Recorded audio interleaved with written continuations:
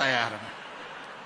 आणि मुख्यमंत्री उद्धव ठाकरे, स्वर्गीय बाळासाहेब ठाकरेंचे चिरंजीव, 2.5 वर्षात या दोघांनी फक्त 2.25 कोटी रुपये आजारी माणसांच्या मुख्यमंत्री सहायता निधी दिला।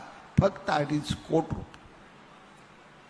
165 माझी पत्र आहेत, माझ्या कॉम्प्युटरवर आहेत। एकाही माणसाला पैसे मिळाले नाही।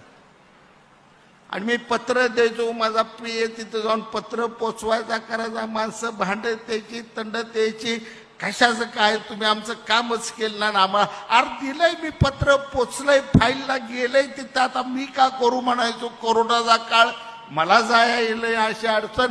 आणि ज्या दिवशी एकनाथ शिंदे साहेबांनी मुख्यमंत्री म्हणून शपथविधी घेतला, दुसऱ्या दिवसापासून आतापर्यंत 67 कोटी रुपयाचं वाटप झालंय। आणि येणाऱ्या 15 दिवसात